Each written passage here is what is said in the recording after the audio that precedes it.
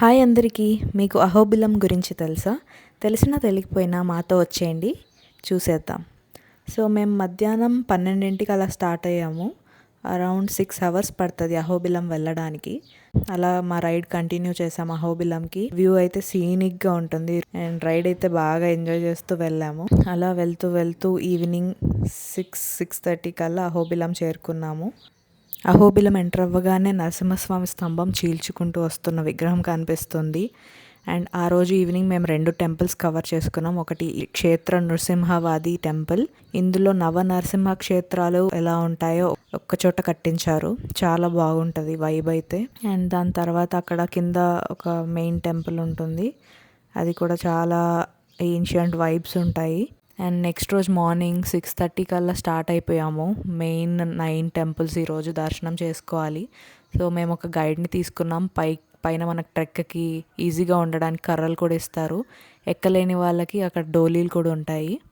అలా నడుచుకుంటూ ఫస్ట్ మేము టాప్ టెంపుల్కి వెళ్ళాలి. మధ్యలో ఒక 2 కిలోమీటర్స్ నడవాలి. తర్వాత ఒక 600 స్టెప్ మధ్యలో సీనిక్ వ్యూస్, కొండలు, అడవి చాలా అద్భుతంగా ఉంటుంది. అండ్ ఉగ్రస్తంభం కూడా కనిపిస్తుంది మనకి అక్కడ నుంచి. ఇక్కడికి వెళ్ళాలన్నా ట్రెక్ ఉంటుంది, కానీ దారి చాలా డిఫికల్ట్గా ఉంటుంది. తాళ్ళు పట్టుకొని ఎక్కాలి. సో ఫస్ట్ మేము జ్వాల నరసింహస్వామిని దర్శించుకున్నాము. ఇక్కడే ఫస్ట్ హిరణ్యకశిపుని స్వామి సంహారం చేసి స్వయంభూగా కొలువయ్యారు. ఇక్కడే రక్తగుండం కూడా ఉంటుంది. ఆ రక్తగుండంలో నీళ్ళు కూడా చాలా స్వచ్ఛంగా ఉంటాయి. చాలామంది తాగుతారు, ఇంటికి కూడా తీసుకెళ్తారు ఎవరైనా అక్కడ రాలేని వాళ్ళ కోసం. ఇంకో వైపు వెళ్ళాలి ఇప్పుడు. సో అలా నడుచుకుంటూ మాలోల నరసింహస్వామి క్షేత్రానికి వచ్చాము. ఇది 2వ స్వయంభూ. ఇక్కడ కూడా దర్శించుకొని పక్కదారిలో ఒక 15 నిమిషాలు అలా వెనక్కి వెళ్తే మనకి ప్రహ్లాదుడి బడి కనిపిస్తుంది. అక్కడ రాళ్ళ మీద వాళ్ళు రాసిన ఆ కాలం అక్షరాలు ఏవో ఉన్నాయని చెప్తారు ఇక్కడ. అండ్ మహావతార్ నరసింహ సినిమాలో చూస్తే ప్రహ్లాదుడు సీక్రెట్గా ఒక గుహలో విష్ణుమూర్తిని కొలుచుకుంటుంటాడు కదా, ఆ ప్లేస్ కూడా ఇదే అని అంటారు. తర్వాత అలా దిగుతూ నెక్స్ట్ స్వయంభూ శ్రీ వరాహ నరసింహస్వామి క్షేత్రాన్ని దర్శించుకున్నాము.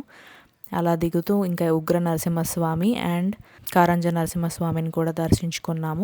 అలా ఎగువ అహోబిలంలో ఉన్న 5 క్షేత్రాలను దర్శించుకొని కిందకు వచ్చి చత్రవట నరసింహస్వామి అండ్ యోగానంద నరసింహస్వామి క్షేత్రాలను కూడా దర్శించుకొని అక్కడ నుంచి ఒక జీప్ తీసుకొని జంగల్ లోపలికి అలా వెళ్ళి పావన నరసింహస్వామిని దర్శించుకున్నాము.